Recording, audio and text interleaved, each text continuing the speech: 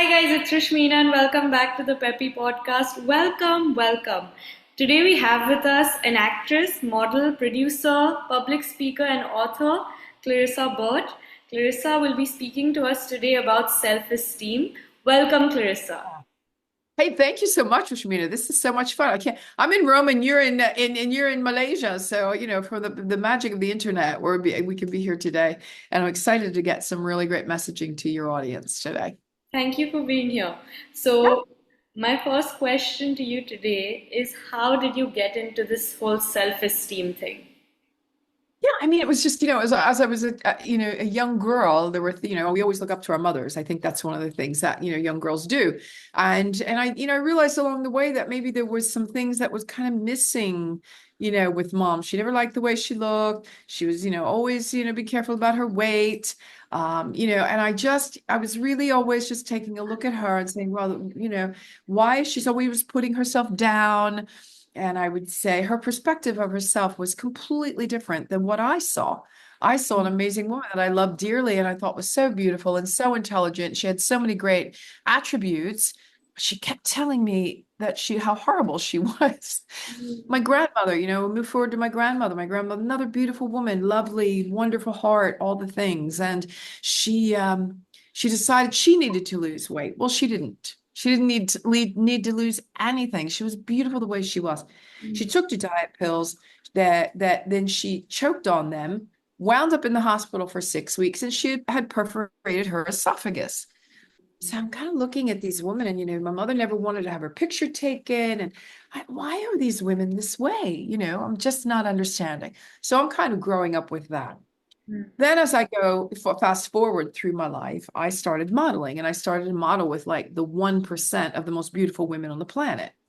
I mean, I'm on all the major runways. We were working with all the designers around the world. We had our beauty campaigns, we had magazine covers. And so I'm looking at these girls and some of the girls were, you could tell that their self-esteem wasn't great. They were beautiful, and a lot of girls would love that life, but they were, maybe drinking or doing drugs or in toxic relationships, or again, just not really living in happy, healthy self-esteem. So, usually people correlate that kind of life with, oh, she must have great self-esteem. She's beautiful. What else could she want? She's all over the world traveling. What else could she want?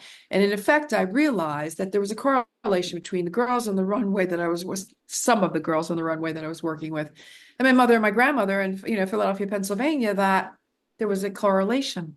And of course, the answer to that is there was lack of happy, healthy self-esteem.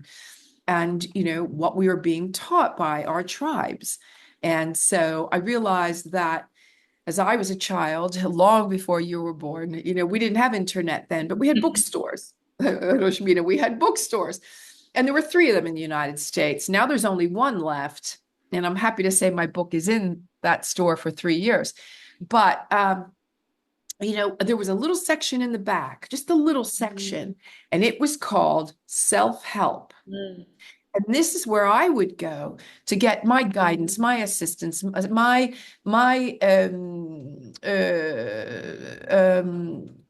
direction, if you will, the answers to some of the questions. And so this for me was, kind of one of the really great, let me get rid of that ding. That was really one of the great things that for me, I was able to go in. And by the way, there weren't many books. Maybe there were 40 or 50 books, but it was enough for me. Now, as you walk into the Barnes and Noble bookstores in the United States, you'll see a section now called personal development. And it is rows upon rows upon rows upon rows of great information about, the kind of help that we all may need at times in our life when it comes to personal development, self-esteem, self-improvement, self-awareness, and self-confidence. Confidence comes from a Latin root, and it's confidere, which means with trust. So if you think about it, self with trust. You really trust in yourself, the way you hold yourself, the way you speak, your educative processes, your social skills. And so these are all really, I think, important things for us, whether we're having a relationship with ourselves or a relationship with others. And when you mentioned that you used to go to the self-help section, Was Uh-huh. there a reason that you gravitated that side? Was it because you didn't Yes, have? of course. Yeah, of course. I mean, I grew up in a home that was a rather difficult home. I had two very young parents. They were children having children, really. And so they also didn't really have very much in the way of life skills. My father went 12 years to the Catholic priests. My mother went 12 years to the Catholic nuns. So you can imagine, my grandfather was one of 16 Irish Catholic children. So you can imagine let's say the education or maybe the indoctrination, if you will, of what it was to grow up in my house. It was rather severe. There was violence. My father drank. So it was one of those kind of places where, it wasn't the easiest place to navigate. Let's put it that way. So as I was, coming up on my teen years, I realized there had to be something had to be different in my life. It could not be just this. So I started down my self-awareness path many, many, many years ago, and here I am today. And by the way, you never get 100 on the self-esteem test, or people say, oh, do you ever get like really good at self-esteem? No, you get good, but you never really finish the life lessons because we are always a work in progress. Yeah. And life will trigger you. So I could be flying higher than a kite today, and then I can find out tomorrow that my boyfriend cheated on me, or that that there was a horrible death in the family, or you get fired from a job, you're betrayed by your best girlfriend, or these kinds of things will happen, and so that or you get sick and potentially you've got cancer and you're going through chemotherapy and you lose all your hair. So my point being, Rashmina, is that there's always, we can always count on life to be life and to change, Mm. or change our surroundings from one second to the next. My idea and what I offer everyone to do is to continue down the personal development path, because you will have then the tools in the shed that you need when the storm comes through, because it will ebb and flow, life, right? So here comes the hurricane, and it's really bad and it's really horrible and it's coming through. But if you have your roots that are very, very strong, Yeah. you stand strong in your stead like a tree with its roots. Maybe when a storm goes through, you might lose a leaf or two. You might even lose a branch, right? You're not going to be uprooted with the storm and transported away. And so this is the importance of doing the work, reading the self-esteem books, reading the personal development books, getting into courses, getting into classes, documentaries, that are out there. All the things that I didn't have in the day are now at our fingertips. That's true. So once you started your self-esteem journey, how long was it till you started to see the change in the way you viewed yourself? Yeah, well, that's a great question because, it's always easy to pick, I'm talking years ago, pick up the book, start to read it, put it down. 6 months later, pick up the book, start to read it again, put it down. And then you make the excuses that you're busy and you've got you to be running and going and doing, and then you never really stop to smell the roses until life stops you. Mm. And that's when I had my first deep depression. And when I fell into my first deep depression, there was nothing else. I knew that if I was in a depression, I didn't even know what it was in the beginning. I had to ask somebody a good friend, I think it was. And I was telling her I was going through. She goes, "Oh, you're depressed." And I said, "Well, what does that mean?" Mm. I said, "Well, I've had that happen to me." And I said, "Oh, God, thank you. Please tell me, because I'm in so much pain and I Mm. don't understand what's happening to me." So Mm. someone explained it to me. And that was it was a really a turning moment for me when I realized that there was then there was a different mindset. There were different skills that I needed to acquire. There were things I needed to let go of. In fact, my book is called The Self Esteem Regime, and it is broken into 12 chapters, each beginning with a word and each living as its own microcosm. So let's say the first chapter is release right?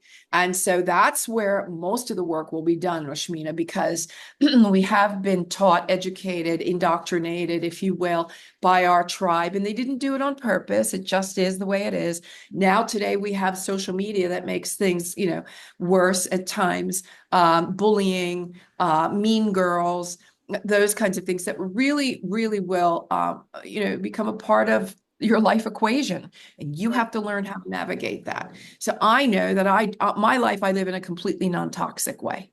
The four pillars of self-esteem are look good, feel good, be good, and greater good. And I know that, as much as I possibly can, most toxins are out of my life. Every once in a while, I'll drink a Coke Zero, but that's the big deal.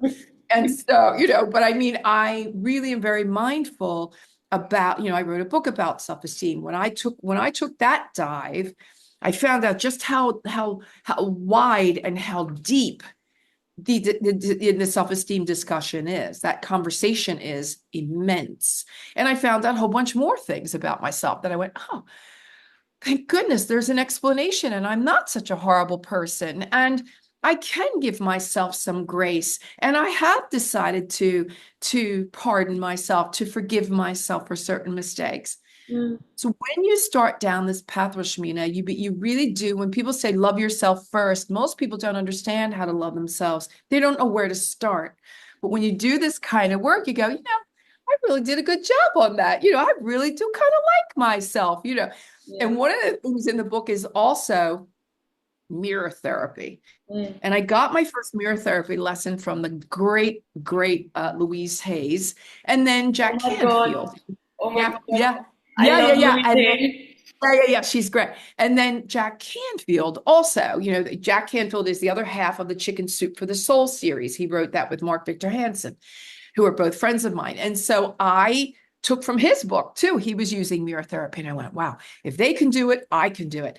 And really what mirror therapy is just getting it. There are two ways to approach the mirror, Rashmina. You can look into the mirror, you look at the mirror or into the mirror.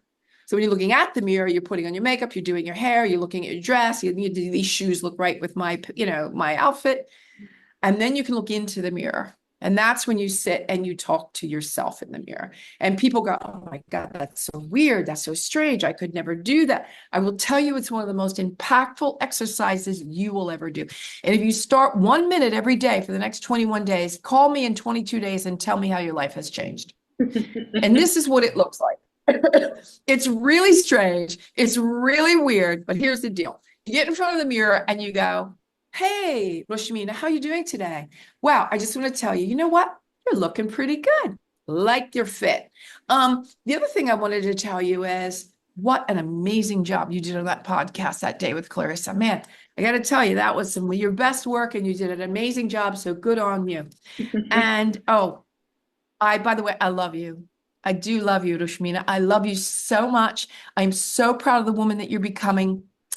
And I want to let you know also, I do forgive you about that time that you let that man in your life that you knew didn't deserve you, but you were really hoping it would work out.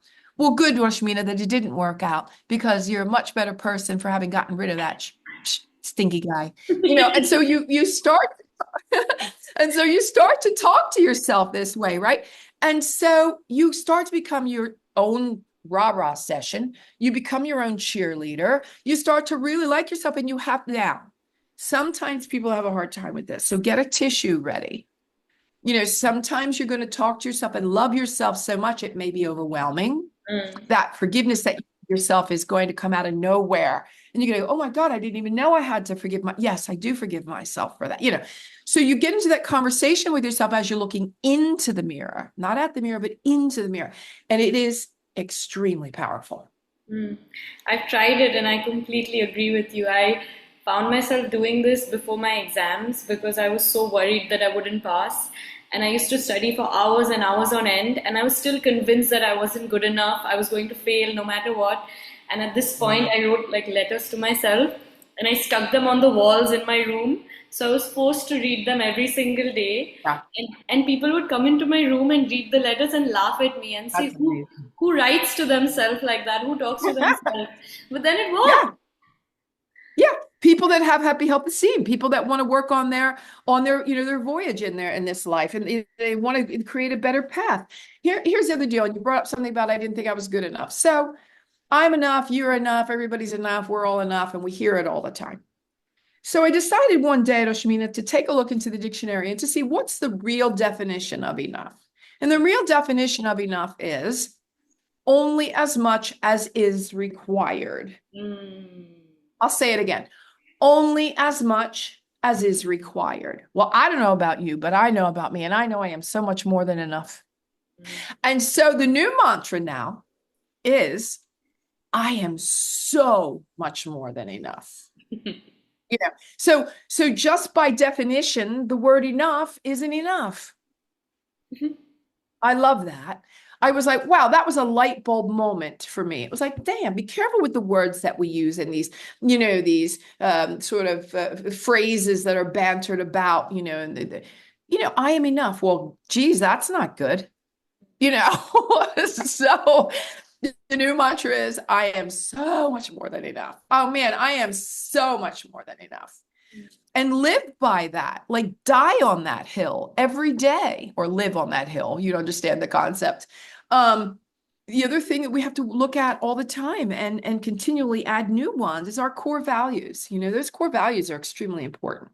And my core values, Shamina, I created my own.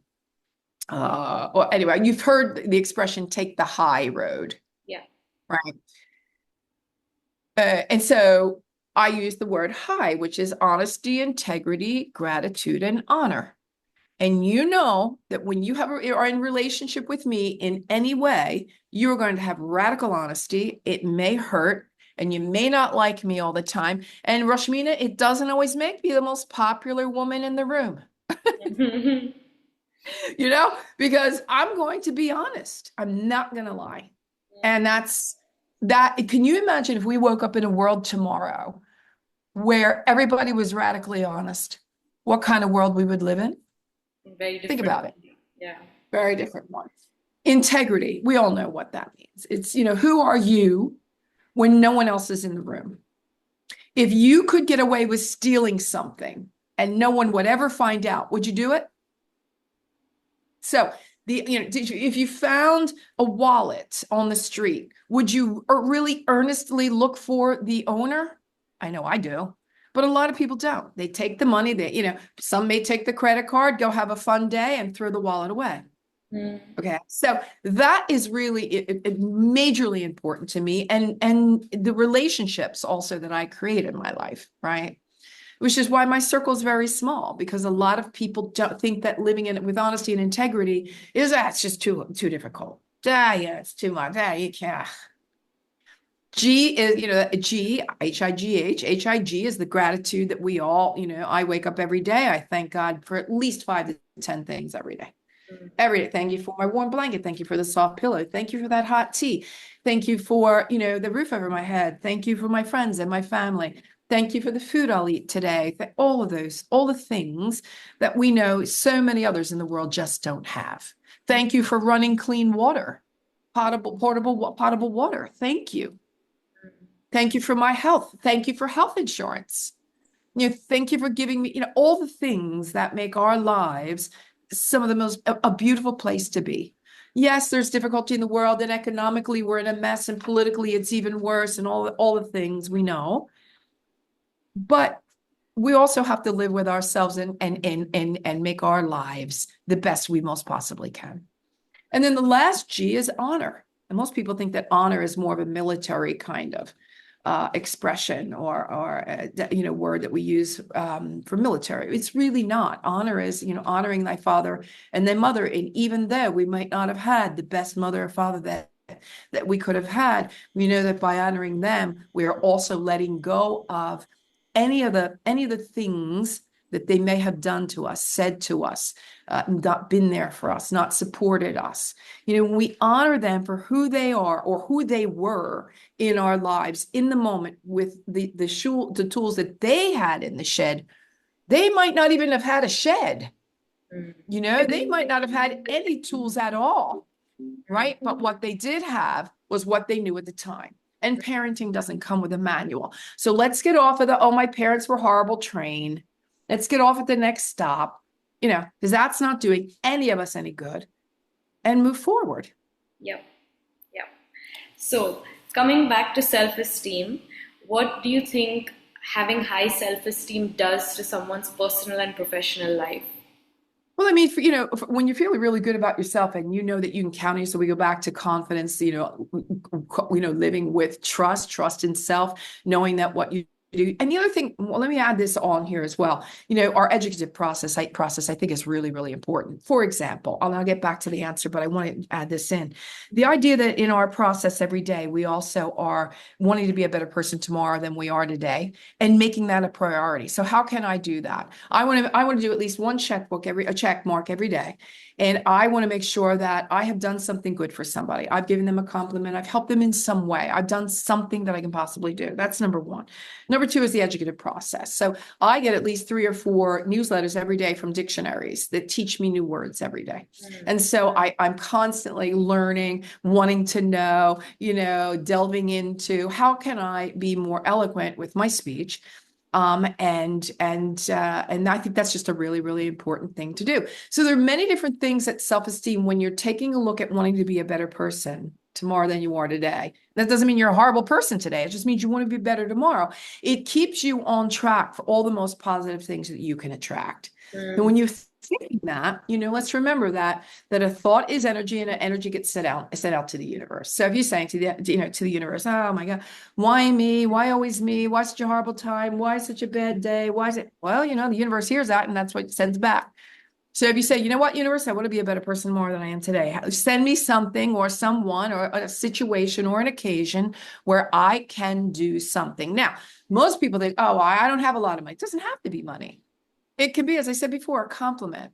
It could be, holding the elevator door for someone, helping a woman down the stairs with her baby carriage, getting up on public transportation for a pregnant woman or for the elderly. The things that I was taught as children. They were called manners. They were good manners, and they were things that you did out of the kindness, also because it's the right thing to do. If you continually ask yourself when you're going through your personal and your self-esteem journey, what's the right thing to do? Let me put my emotions aside. Let me put aside that I really don't like this person very much, or what's the right thing to do? Wait do you see how your self-esteem soars. I mean, you just start flying with the eagles at that point, because you're in a whole different mindset. And it really is kind of the 1% mindset. There are times that I catch myself, obviously, again, I'm a human being, and I could sit here and preach this stuff all day, which I do, but I get my moments, and I go, wait, I stop myself and go, wait, hold on. And I go, sorry, God, didn't mean that. Now I'm back, and I do, and I apologize, and I come back to the moment and say, okay, what was it about it? That moment, that's where that your self-esteem is really top notch, because you learn how to catch yourself, how to stop yourself, and how to backtrack a minute, ask for forgiveness, and make it right. So yeah, these are some of the other things that, I mean, yes, we can always buy a new dress, but your self-esteem doesn't hang on a hanger. Yeah. Your self-esteem isn't in the key that you put in that Lamborghini, when you do, or whatever car you may have, that's not what your self-esteem is about. So be careful about that, be real careful about that. I read something online about self-esteem. Let me know if you agree. So I read Please. that your self-esteem isn't what you feel about the good aspects of yourself, but your self-esteem is how you handle the things that you dislike about yourself. Yep, that's true too. Yeah. I couldn't agree more. So yeah, I mean, all of that, all of the great things that we can think of, to do, to be, to say, and keeping our eye on the ball when it comes to, again, what can I do tomorrow? That would be, let me get rid of all the negative self-talk, because we all go down that path. It's normal. It's what we do, right? You want to, stop focusing on anything negative. Don't even let it into your life. If somebody makes a compliment to you, accept it and say thank you. Show that confidence, say thank you. Thanks very much. Really, really appreciate that. Thank you. Just say it. Not, oh my God, my hair, I didn't get, it looks like, no, just say thank you. Be gracious about it. Say thank you. Stop comparing yourself to others. Well, we all know that, right? And here's the thing about comparison. And we have to be really, really careful with social media as well, because it's so easy to go, oh, wow, look at that villa and those 2 Lamborghinis parked out front, because that's might be what we consider success to be. And we have to understand, is that real?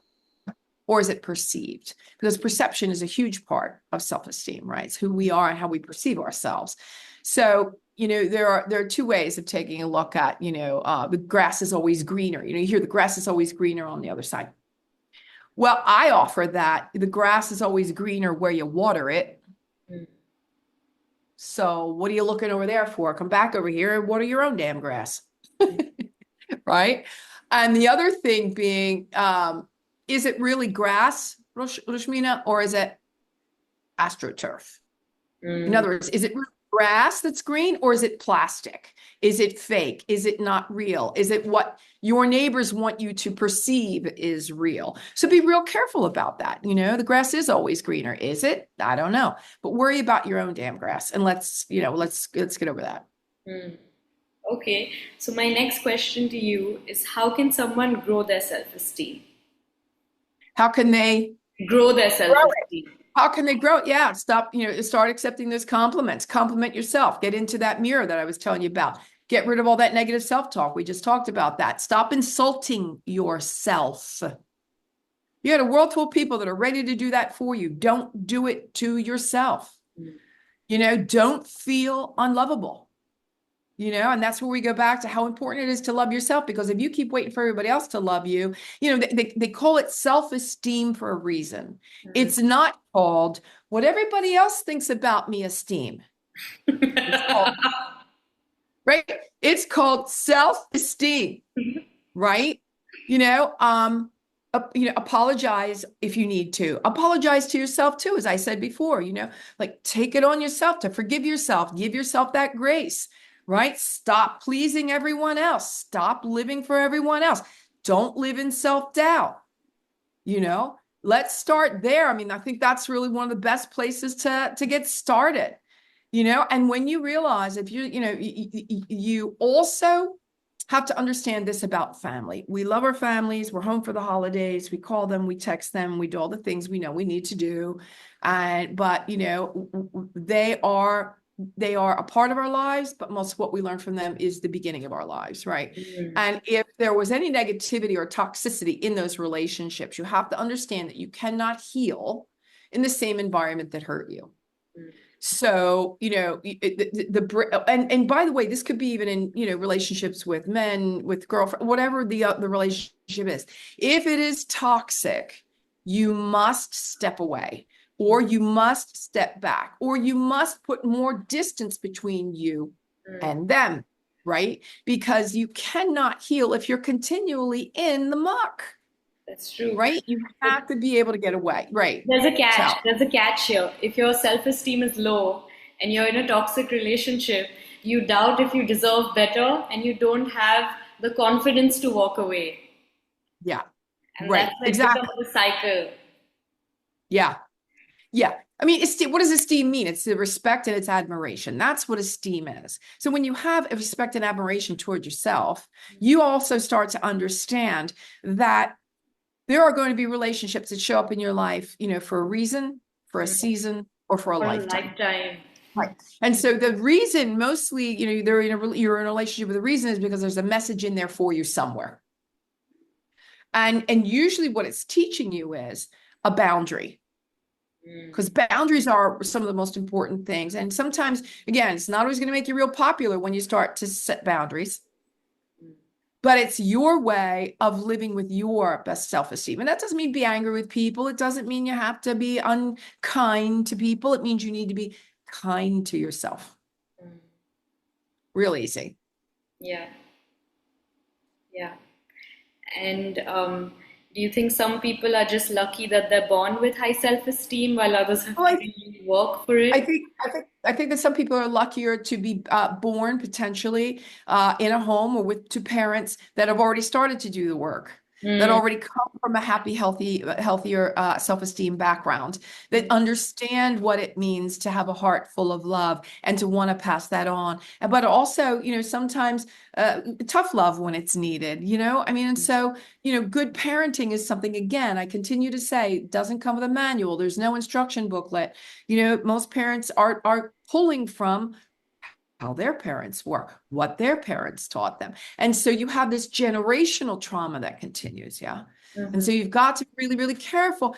Be ready when you start to do the work on yourself to even start to break the generational teachings and some traditional teachings.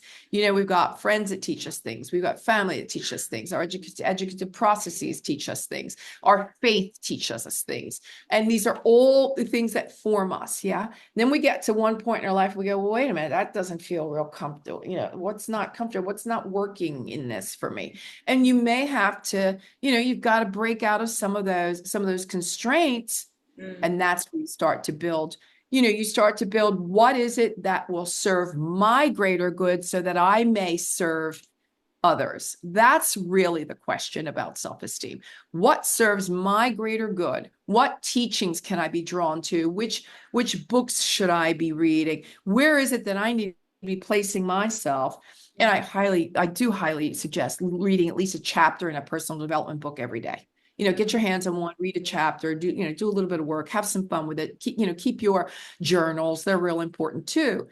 And do the work that way, because that's really, again, the work that you will do is not just meant for you. It's meant for a greater good, right? And so most people don't understand that when you're living with bad self-esteem, you're like 4 times, 5 times more prone to being depressed, mm. right? And so that's how important it is.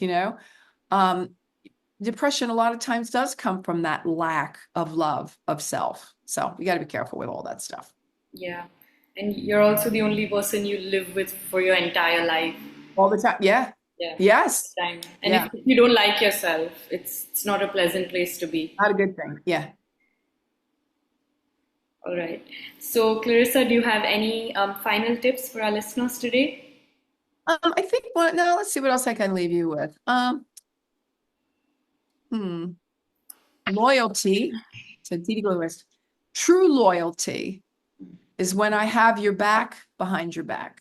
Mm, So if you foment at the water cooler because Susie Q did something and you're all talking bad about Susie Q that day, and everybody's at the water cooler and they're just going off about Susie Q, if you were to walk up and shift the mm, trajectory of that conversation by saying something like, I know Susie Q, and I don't know, I think she's kind of cool. Maybe she's having a bad day. Maybe she needs a hug. Maybe she needs a kind word. And you turn and you walk away. mm, Go give that kind word to Susie Q. But you've really changed the trajectory, and not because you want to guilt these people, but because you want to make them think that maybe they're just being a little too hard on Susie and maybe they need to back off. Because we all have our moments, we all have bad days. And most of the things that I have found in taking deeper dives with people is that there's always a reason people are the way they are. There's always a reason. And it usually always goes back to their very wounded inner child that needs some love, some guidance, some attention, some correction, a hug. you know. It's not that hard, people. We are the ones that are constantly, complicating our lives. yeah. Mhm. All right. So that's what I would say. Be loyal, be loyal, be a loyal friend. Have somebody's back behind their back. That's been very helpful. Thank you so much. You so much. I Thank you. loved our little time together here. It's been so sweet. Thank you so kindly. Thank you. And please share the name of your book with everybody. So, The name of the book is The Self Esteem Regime. And my name is Clarissa Burt, and you can find that on Amazon in all the countries in the world. And you can find it at yeah. Barnes in the United States. Okay. And you can find it on Kindle, and you can find it on Audible, or you can just call me. Okay. Thank you, Clarissa. Oh, Rashmina, it's been so great. Thank you so much. Thank you. Bye bye. Bye.